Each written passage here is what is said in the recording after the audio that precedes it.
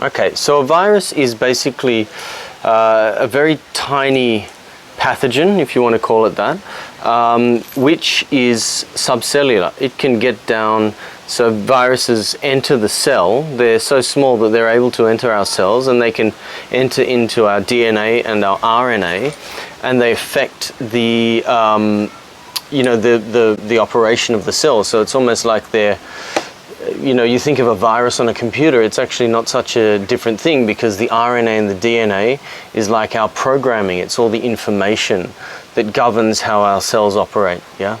So when a virus gets into our cell, the cell doesn't like it, and it does everything it can to get that foreign agent out, which is sort of, in a way, hijacking the cellular mechanisms. And that's when we get the symptoms, yeah? So the symptoms that we experience when we get a viral infection, like the flu or dengue fever or something of that nature, is actually our body's response to that virus, sort of taking over. And all of the the cold, the mucus discharges that you get during the flu, coughs and things like that, are basically dead cellular material, and material from that response that is trying to get that virus, or trying to get the cells that have been hijacked by the virus out of the body. Well, most definitely, from my perspective, coming from a holistic perspective, your body is doing what it needs to do to restore balance, yeah? Everything that we go through, all of these symptoms that we go through, are the body's response to a foreign agent coming in. Or, there are other theories on this, yeah? We have to remember also that the germ theory to this day is still called a theory. Yeah, it's not considered a law yet, because there's no irrefutable conclusive evidence that germs are the only cause of disease. Yeah.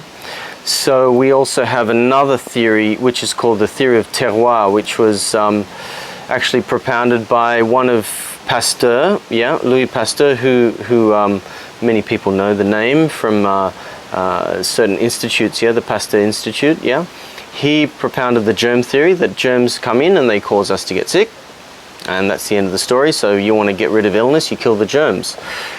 He had a contemporary whose name was Beauchamp, who had another theory called terroir, and that came from wine, yeah, from the wine viticulture, yeah, where, as we all know these days, that idea is still well alive and well these days in wine growing industries, where they see that, despite the fact you grow the same variety of grape, you grow a Pinot Noir, you grow a Merlot or a Chardonnay, depending on the soil that you grow it on, it's actually going to produce quite a different flavor profile. Yeah, and Beauchamp, perhaps he liked a bit of a drink, but he saw the same thing with disease, health, and how people express disease. And one of the ideas that came out was that he said these pathogens, he didn't deny that there were germs, and I think anyone who denied that would be a little bit silly, yeah? He observed that these germs were perhaps not just the cause of the disease, but the expression of how a particular person with a particular soil, yeah, a particular terroir, will actually express that disease. So, and there's an interesting fact that not many people know, is that on Louis Pasteur's deathbed, he actually said the other guy was right.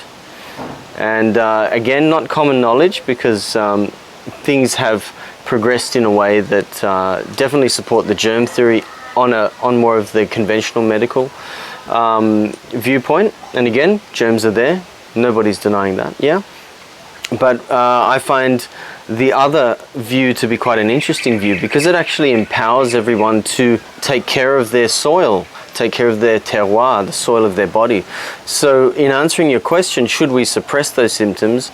As a holistic practitioner, I would say definitely not. We need to work with those symptoms. For example, when we have a fever, there are, and this is common knowledge medically, there are a number of white blood cells, that come up, and their job is to actually mop up that infection. And the more we suppress that, the less opportunity we give the body to do its job. There's another quite interesting thing is that you may have heard of the molecule interferon, or the substance interferon, which is actually used in HIV treatment. It's one of the most powerful immune stimulating factors in the body. Well, that is only, our body actually produces that by itself, and it produces that when the fever is over 38 degrees Celsius. So I can definitely tell you, having treated thousands of patients myself with all sorts of different diseases. I'm in Indonesia, so we get a lot of dengue fever, we get various flu strains that come through. The people who are treated, particularly with dengue fever, the more paracetamol, the more fever suppressants that they're given, the longer it will actually take for them to recover, and I've observed it many times. Yeah. So my viewpoint is never to suppress the symptoms, but not also to just leave them and be passive about it. There are definitely many things that can be done to support that process. When the virus season happens, when the flu season happens, for example, or when dengue fever season happens in the tropics, most of the population actually have been exposed to it. So there was a study done in Singapore, I think, which is a very good population to study, and they estimated that about 80% of the Singaporean population on any year is exposed to dengue fever.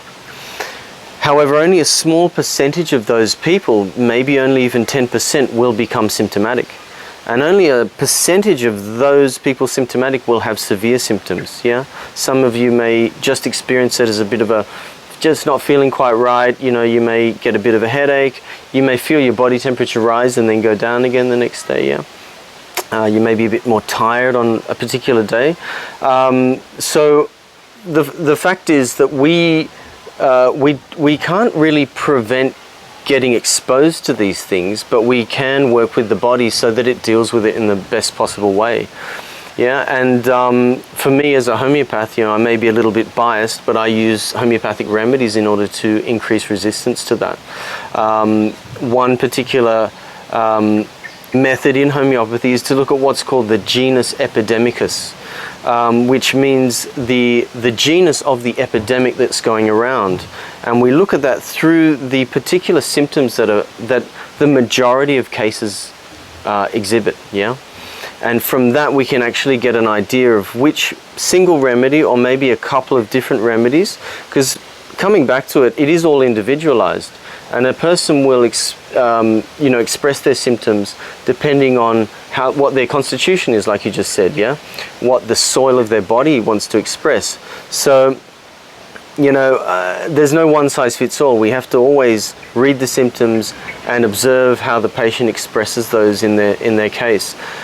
Other very common sense things are plenty of vitamin C, plenty of antioxidants in the diet particularly. Plenty of vitamin D, which is really a crisis at the moment in the world, and with what's going on now with this coronavirus, we can see that the hardest hit places have been in the Northern Hemisphere, where they have naturally lower levels of vitamin D at this time. Yeah. There are certain essential oils that have been shown to have antiviral properties. One particular at the moment is clove, cinnamon as well, eucalyptus, rosemary, oregano, and a lot of these are also antiparasitic compounds. And from a herbal point of view, andrographis, which is very well known in Chinese medicine, it's called the king of bitters. In Indonesia, it's called sambiloto. We have another one, tinospora, or locally known here as brotowali. Both are extremely bitter, not very pleasant to drink, but they're called immunomodulators. So they don't just increase the immune system, they actually modulate or balance the immune response. Turmeric has been shown to be protective, various strains of ginger, especially red ginger. Bossenbergia, which is a well-known it's from the turmeric rhizome family, well known in Southeast Asia, Thailand, anywhere from Thailand, Vietnam, Cambodia, down through Indonesia, Malaysia, Singapore. It's been shown to have protective qualities as well. Yeah. So there's quite a few things. And also respiratory health is extremely important. And I'm not just talking about, you know, spraying yourself with different, you know, like your hand sanitizers or your alcohol and things like that. This really goes down to how we breathe. And so another area of special interest of mine particularly is Buteyko breathing and pranayama. Both of these breathing methods have been shown to definitely increase not just immunity and immune response, but to increase resistance at the upper respiratory level, which is where these viruses come in. So it's actually, it may sound a little counterintuitive to people who are not familiar with the method, but it involves oxygen reduction in the body, yeah? Reduced volume breathing. A very simple way to look at it is like altitude training, yeah? People who practice Buteyko breathing or free diving, yeah? If they go and get their bloods done, a doctor will often say, have you been living at high altitude? And it's well known that people who live at high altitude have better immune systems and live longer. So there are a number of things, yeah, that we can do. And for me, especially at these times where we feel quite disempowered, yeah, you know, everything's going into lockdown, I look at it as really a wake-up call to make sure that we are keeping our immune systems and our general health in good order, because statistically it's been shown that people with compromised immunity, the elderly, and mostly people with pre-existing conditions are the ones who really are most at risk in this COVID-19 epidemic that's going on. Well, you know, the staying at home does give us a few challenges in this, but you know, we've got to deal with this with the situation that we have. And you know, if that's what the local authorities have told us to do, to stay at home, then so be it. We have to work around that. Definitely get sunlight. Yeah, this virus has been shown conclusively to not like sunlight. It doesn't like temperatures above 27 degrees Celsius, especially where sunlight's involved, which is, I think, another reason why the Southern Hemisphere has been spared the dramatic effects that the Northern Hemisphere has had. Do moderate exercise. Don't push yourself too hard. I mean, you know, but good respiration is really important. And one thing I'll point out, I mean, I can't go into Buteyko method here at this time. I do, you know, recommend that a lot of it is done under supervision. But one really simple thing is exercising with your mouth closed. Yeah? Exercising with your mouth closed and making sure that all your breathing is done through nasal breathing. You know, our nasal cavity actually produces a substance called nitric oxide, which is a vasodilator. It helps open up the airways, and it also has antiviral and antibacterial principles. Our nasal cavity is what is designed for breathing. Our oral cavity is not designed for breathing. It has all those little hairs, it has the mucous membrane, it has the turbinates, it has the mucus producing cells in there that are really essential for protecting our body against foreign pathogens. So do everything you can to breathe through your nose. And I might actually add that one of the observations from people who did pass away from this illness is that their nose completely blocked up. They couldn't breathe through their nose. So mouth breathing was, in my opinion, one of the factors that was involved in increasing mortality rate, increasing the risk. Staying positive, you know, fear, stress, anxiety, all increase adrenaline, all get us into the fight or flight mode, increase our sympathetic nervous system, which produces things like cortisol. Cortisol is well known to reduce our body's immune response. So, you know, I'm not saying that we turn a blind eye to what's going on, but this is really, you know, it's almost a call for humanity to really focus on the positive, yeah, and do what we can constructively to work on you know, increasing our positive relationships, not spreading fear. This situation is uncertain. There is so many facts out there that you know, we can't, there's no conclusive evidence on a lot of those facts. As a scientist, I look at statistics, and statistically, again, I'm not saying to turn a blind eye to this, but statistically things are on the reduce, you know, and statistically we know who the people are at risk of this. And so, and like I said, they're the immune compromised, they're people with pre-existing conditions. So for those of us who are in a good state, we need to really focus on that so that we also don't become carriers and spread that to the less strong of the population. You know, meditation, going into meditation, contemplation, thinking about what's really important in life. I think this time, more than any time in the history that I can recall, we are really being called to find out what's really important in our lives at this time, you know, being faced with these situations.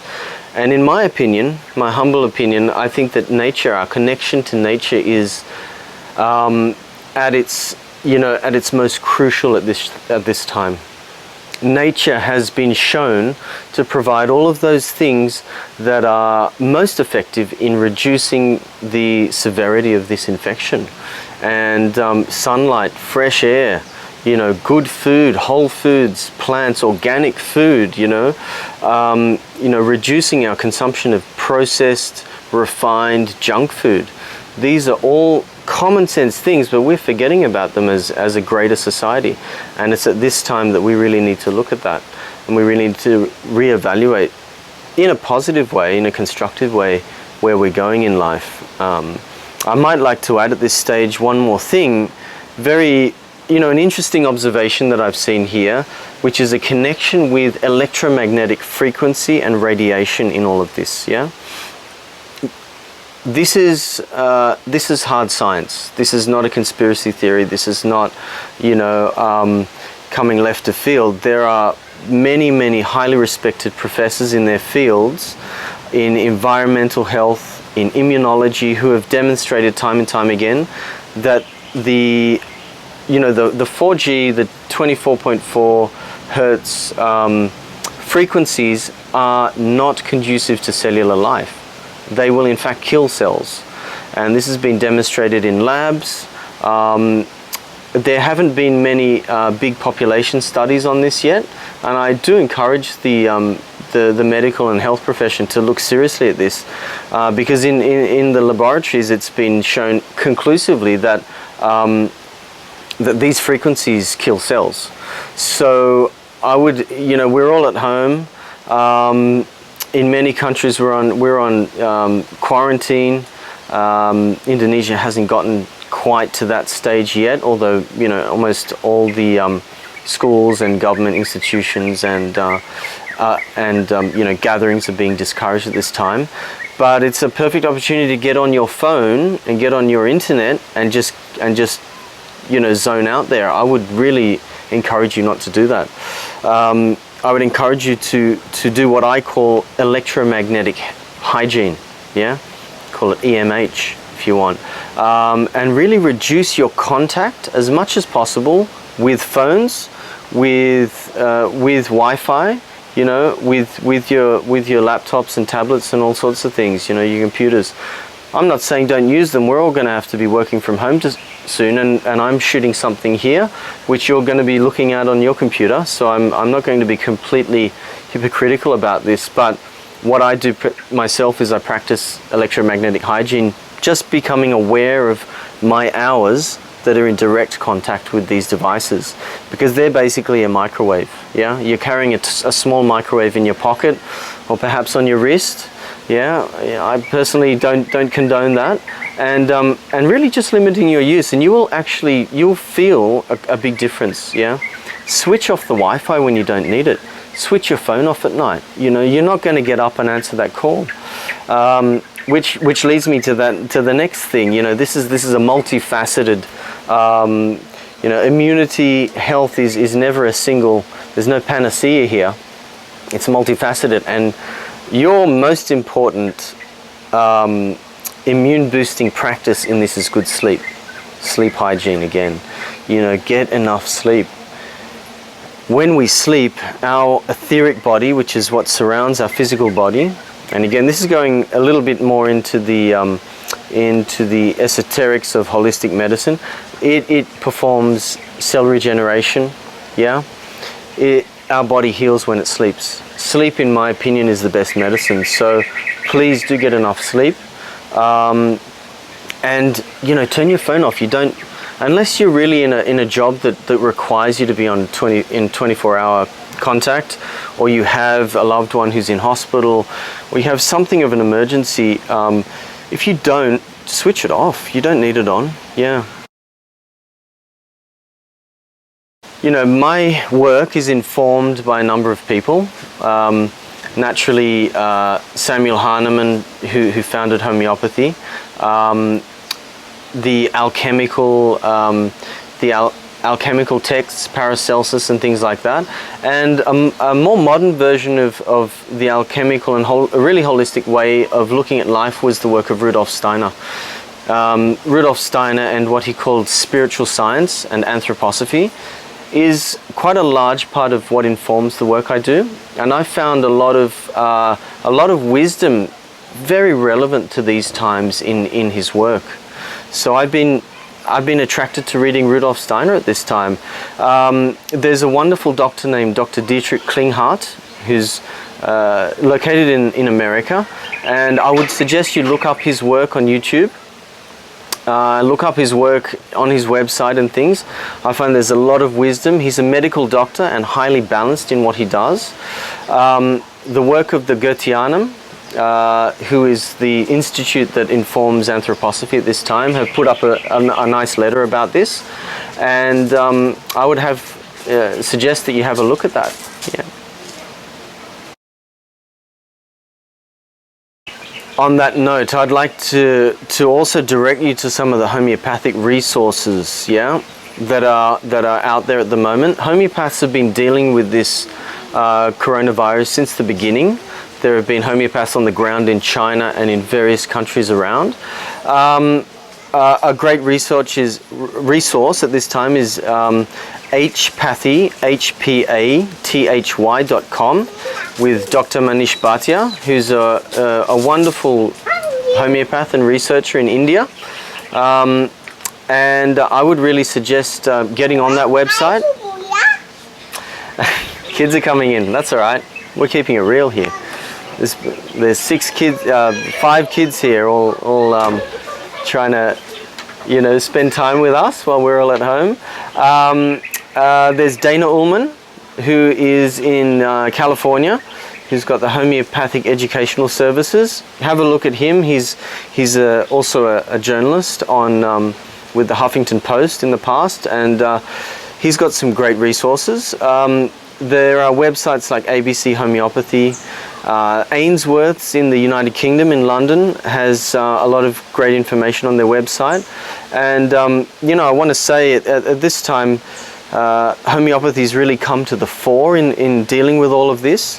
Bryonia alba, you know, which is one of the remedies that I've found to be what I mentioned at the beginning, the genus epidemicus, at the beginning stage of this illness, has almost sold out in Germany and Holland. I mean, it really says something about the impact that homeopathy is making and the demand for it. And we can assume, and from my observations clinically, that people have done really well with homeopathy, and it's been able to nip this in the bud.